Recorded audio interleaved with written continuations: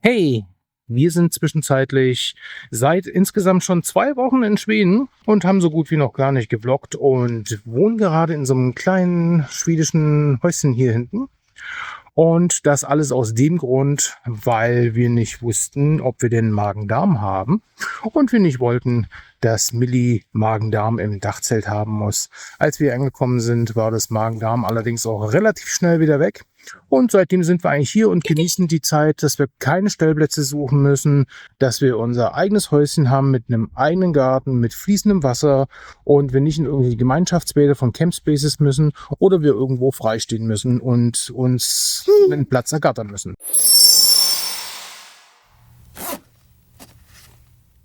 Hey. Wir sind, wie ihr gerade seht, in Schweden und wir sind schon seit circa 2 Wochen hier und haben so gut wie noch gar nicht gefilmt, was auch gar nicht schlimm ist. Wir haben nicht einfach mal die Zeit genossen und YouTube für nicht so wichtig empfunden und würden euch jetzt gerne mal ein paar Bilder der letzten 2 Wochen zeigen.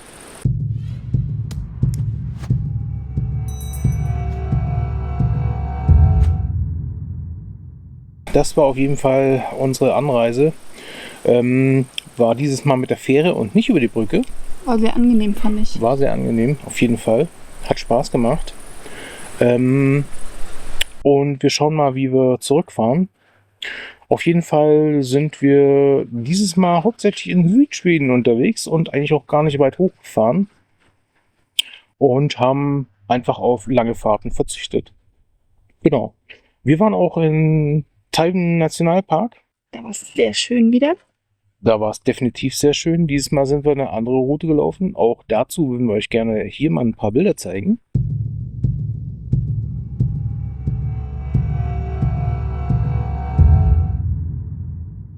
Und eigentlich wollten wir noch eine zweite Route wandern, ne? Die wurde leider unterbrochen von einem fiebernden Kind und ich sag's euch, im Dachzelt brechen. Fetzt einfach nicht. Bei uns gibt es jetzt auf jeden Fall ein neues Tool. Ich werde nie wieder mehr ohne einen Eimer, gibt es diese faltbaren, diese Klappdinger, im Dachzelt übernachten, weil falls dann doch nochmal jemand brechen muss, also wie das Kind zum Beispiel, ich meine, selbst wenn einmal schlecht ist und das einen überkommt, kann man auch manchmal gar nicht so schnell aus dem Dachzelt raussteigen. Das ist quasi unser neues Dachzelt-Tool. Kann man mal machen, muss man aber nicht. Genau, und deswegen haben wir uns dann entschieden, weil wir nicht wussten, ist das jetzt ein Virus? Kommt da noch mehr? Weil krank im Dachzelt, ich glaube, fetzt einfach nicht. Dann haben wir uns dafür entschieden, was gibt unser Budget her? Unser Budget gab nicht so viel her, aber wir haben, glaube ich, einen ganz zauberhaften Platz in Südschweden gefunden und haben uns hier hinter uns das Häuschen angemietet. Ist jetzt nicht so schickimicki drin, ne? Und man muss auch auf so leicht gelbliches Wasser stehen. Und auf die Doppelstockbetten finde ich gar nicht schlimm, bis auf dass die Matratzen zu dünn sind, ne? Da hat man dann immer so ein Brett quasi im Rücken. Aber wenn man außerhalb des Häuschen ist, hier auf diesem Grundstück von dem Besitzer ist, was man ja quasi mitnutzen kann, werde ich jetzt schon unser gemeinsames Kaffee trinken und Zimtschnecken am Nachmittag essen vermissen. Weil hier hört man nichts. Wir können mal ganz kurz still sein. Kein Auto, nichts außer ein bisschen Naturgeräusche. Ein paar Vögelchen und ein paar Insekten, die rumschwirren. Aber ansonsten hört ihr hier gar nichts. Und das ist so cool eigentlich. Also ich würde tatsächlich was. Aktuell gerade grillen. Hier ist eine, die ist ein bisschen lauter. Und Geräusche vom Wind, welcher durch die Laubbäume zieht. Das ist aber auch das höchste der Gefühle. Und Jon, so nennt sich der Besitzer, der hier wohnt, erzählte, im vergangenen Jahr ist 3-mal ein Auto hierher gefahren. Und es war 3-mal kein Gast. Und diese 3-mal, die er ein Auto gehört hat, waren seine Kinder, die ihn gerade besucht haben. Und ansonsten ist hier niemand. Hier ist einfach mal niemand. Ich habe jetzt seit einer Woche eigentlich zwar ständig das Fahrzeug abgeschlossen. Immer wenn wir irgendwas gebraucht haben, habe ich das Fahrzeug abgeschlossen und wieder auf und wieder ab und wieder auf und wieder ab. Heute Morgen bin ich ans Fahrzeug gelaufen, wollte aufschließen, habe festgestellt, ist schon offen. Ich habe es schon gar nicht mehr abgeschlossen. Hier kommt sowieso keiner mehr her. Das Einzige, was es hier tatsächlich gibt, und das ist das tolle Tier, das den Roadtrip im vergangenen Jahr eröffnet hat, Rüdiger. Deswegen gibt es hier einen Zaun, der wird abends immer zugemacht, damit von den ganzen kleinen und großen Rüdigers hier keins auf dem Grundstück erscheint. Das ist im Prinzip alles. Ich würde euch gerne mal einen Drone-Shot zeigen und dann seht ihr, wie es hier von oben ausschaut.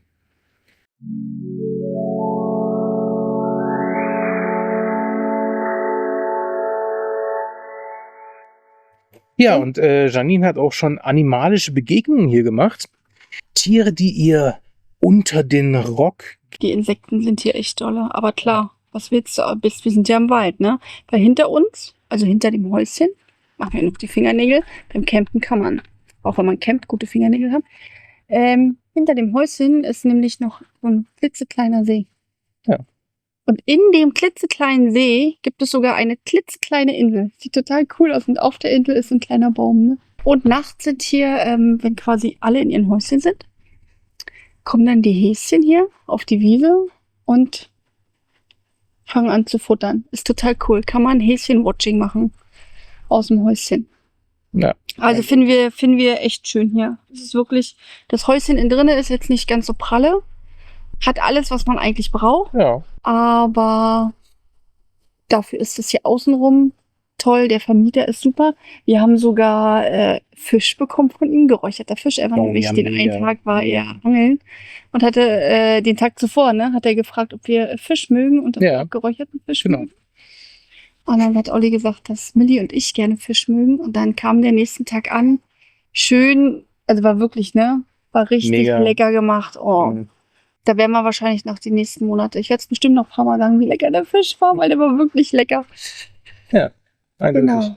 Und dann waren wir jetzt eine Woche hier, ne? Genau. Morgen ist Abreisetag.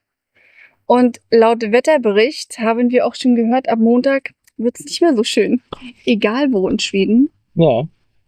Und ja. Aber mal ganz ehrlich, während wir also gerade in Schweden sind und schönsten Sonnenschein haben, was wir die letzten 2 Jahre eigentlich nicht hatten, seid ihr in Deutschland gerade am Absaufen.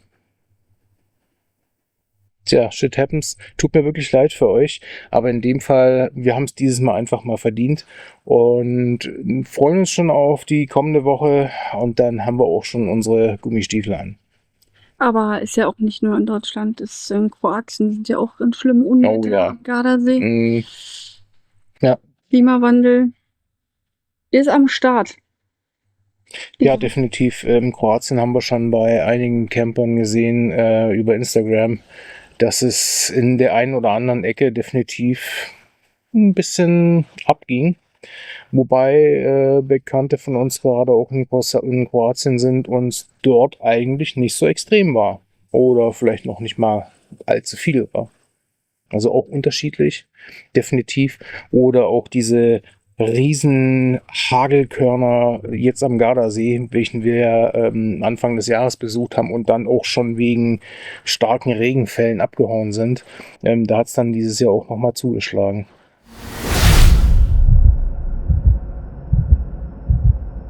Ja, dieses Mal haben wir es auch tatsächlich geschafft, nach zwischen dem 3. Anlauf und waren bei Astrid Lindgren zu Hause. Wir haben besucht, wo sie mal war. Ihr Elternhaus haben wir ja richtig angeschaut. Und auch das Museum. War sehr spannend, fand ich. Also wer Fan davon von ihr ist, können wir echt empfehlen. Für Milli war es ein bisschen langweilig, aber die haben auch so einen schönen, also quasi das Museum ist quasi auf dem Hof und den Hof hatten sie auch sehr schön gemacht. Ja. Ins Elternhaus konntest du nicht reingehen, aber von außen konnte man sich das angucken. Ja. Und das war sehr schön. Wir hätten auch noch gerne den Park besucht. Es gibt ja dann noch diesen Filmpark, aber den fanden wir echt teuer. Haben wir uns gesagt. Das lassen wir sein, aber das Museum sollte sein, weil ich es unbedingt wollte. Also wir haben es nach Vimmerby geschafft und wir hatten sogar gutes Wetter. Wahnsinn. Hier mal ein paar Aufnahmen von dem Museum.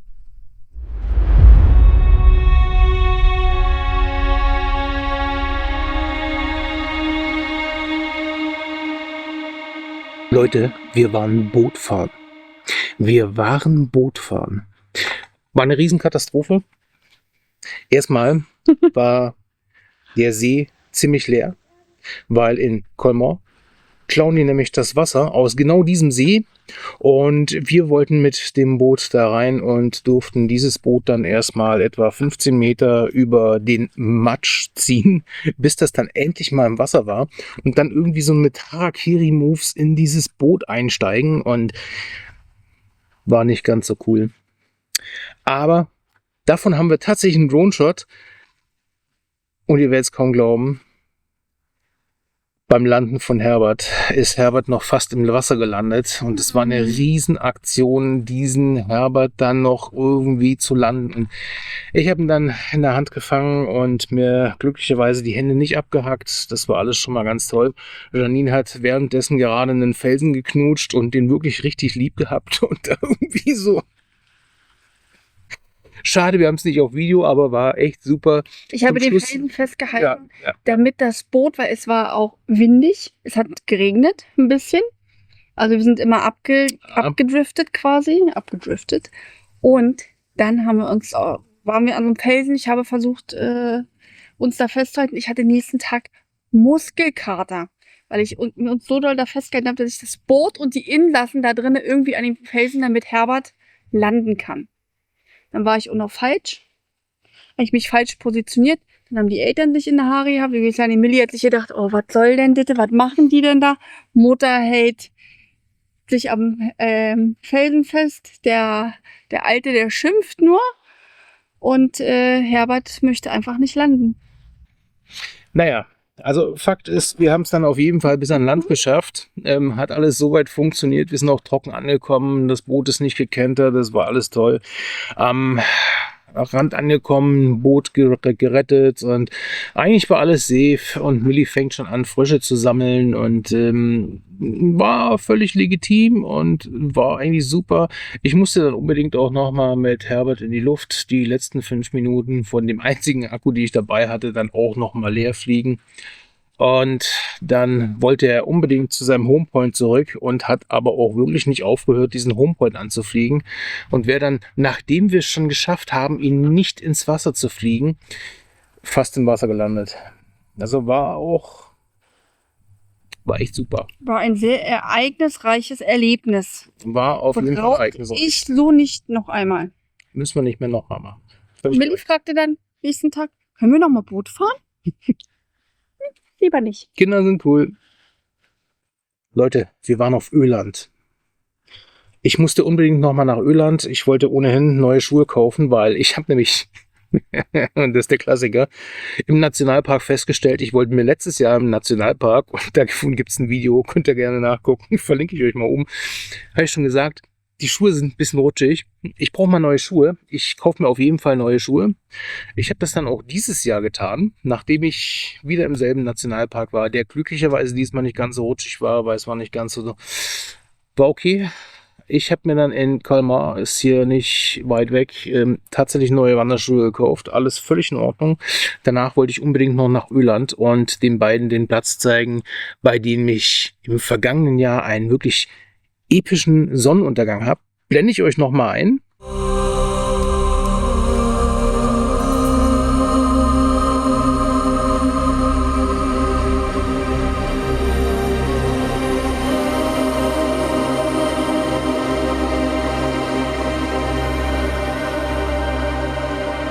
Das Schlimme ist aber, jetzt steht bei diesem Spot, den eigentlich niemand kennt, weder Park4Night noch irgendwelche anderen Apps.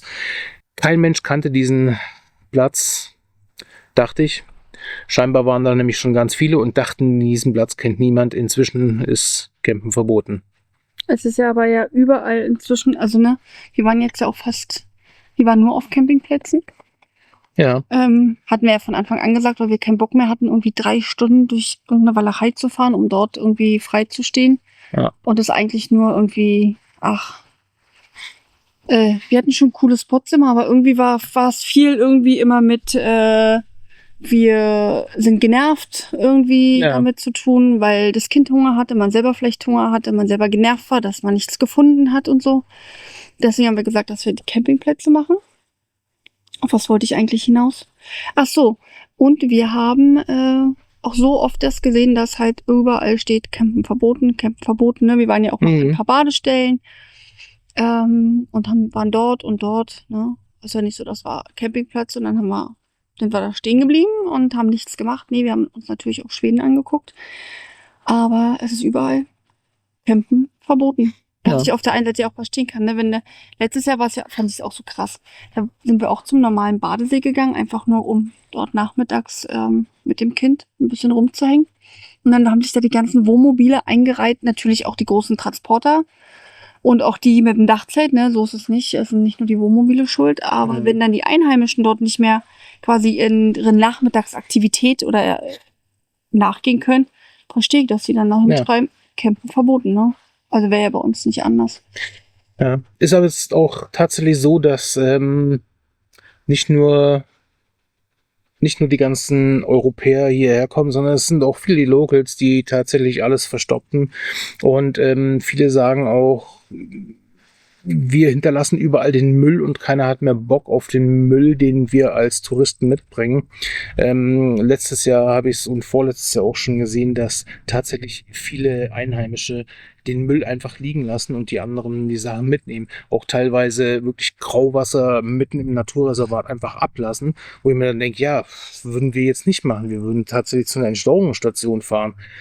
Im Prinzip ist es auch so, ja, okay, unter Umständen ist das Grauwasser tatsächlich nicht schädlich, wenn ich genau die passenden Sachen verwendet habe, völlig in Ordnung, aber im Naturreservat und 10 Meter weiter ist dann schon Wasser, ob man das Grauwasser ablassen sollte oder nicht. Das soll bitte jeder für sich entscheiden. Ich persönlich würde es nicht tun.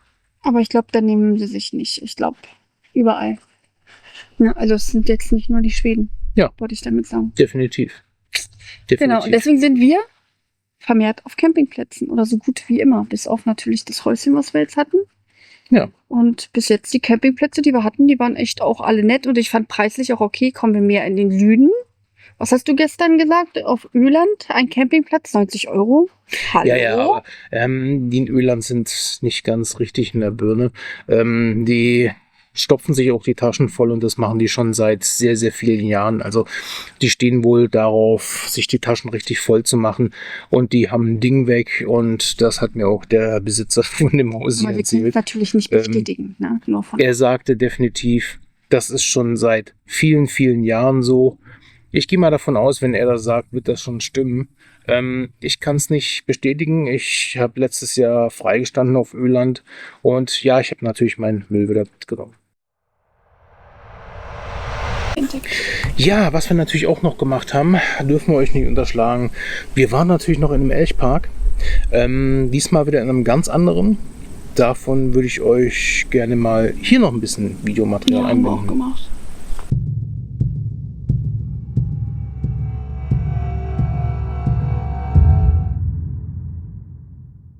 Ganz am Anfang waren wir noch am Helgersjön in Växjö.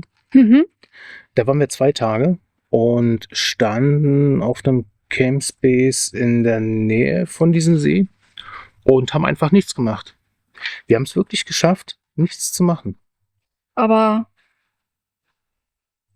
es war schon zwischendurch mal lang. Ja, es hat verdammt gejuckt. Also es hat gejuckt. Vor allem, weil das Wetter auch einfach nicht so dolle war, ne? Dann haben wir versucht, unsere durchsichtige Plane da aufzuschlagen. Ja, so ein bisschen komisch. Ja. Manchmal ist das so. Ja, irgendwie. Auf jeden Fall. Genau, aber wir waren dort, das war eigentlich aber auch eine schöne Gegend, ne? Wir hatten auch einen schönen Stellplatz. Ja. War nett. War auch nicht ganz so teuer wie hier unten. Also wir haben jetzt ja nochmal geguckt bei den ganzen, also, ne, bei Noorcamp. Ja. Was es alles so gibt. Oh, und da sind ja Campingplätze dabei, die sind schön, aber dann denke ich mir hier 43 €, 39 €. Ja. Was sagt denn eine Freundin? Da kannst du dir auch gleich bei Airbnb was suchen. Korrekt. Ne? Richtig. Also. Wobei man sagen muss, Växjö ist jetzt nicht mal so weit von hier. Ach so, nochmal auf den Campingplatz? Nee, ich meine, jetzt ist es noch nicht mal so weit von hier. Nee, stimmt. Man muss da, glaube ich, also gut, wir hatten jetzt auch geguckt, wie heißt nochmal der Nationalpark? Ich kann den nicht aussprechen. Den Nationalpark, wo wir morgen hin wollen? Bosnitz. Okay, genau dahin. Und da haben die auch schöne Campingplätze drumherum, aber da kosten die auch teilweise 40 bis über 40 Euro. Ja. Vielleicht müssen wir in den sauren Apfel beißen, um einfach des Friedenwillens. Also pass auf, ich würde sagen, wenn wir den Nationalpark besuchen und das Wetter hinhaut, können wir einfach 2 Nächte in so einem Campspace machen. Wir können mitten in diesem Nationalpark irgendwie auf einem Campspace sein und müssen nicht Dachzelt auf, Dachzelt zu, Camp auf, ab. Ist nicht so geil. Ist definitiv tatsächlich nervig, wenn man auf einem Campspace steht beispielsweise und auf- und abbauen muss, um dann von A nach B zu kommen.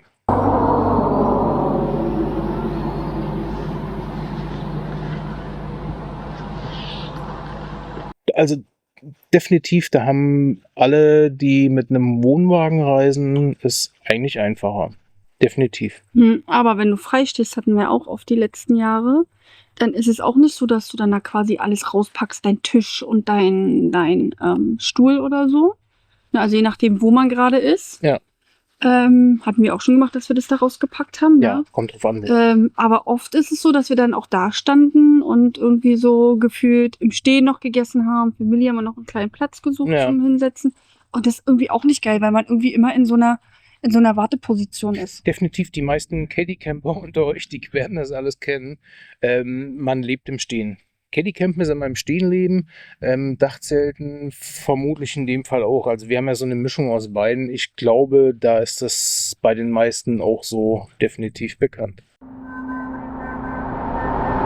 Bevor eure Frikadelle am Ohr so groß wird, dass ihr jetzt gleich noch Ketchup und Senf von uns haben wollt und noch ein bisschen Curry und ein paar Pommes dazu, würde ich mal sagen, war's das mit dem Video und dann sehen wir uns im nächsten Video und ihr lasst euch so lange einfach mal gut gehen. Bye, bye.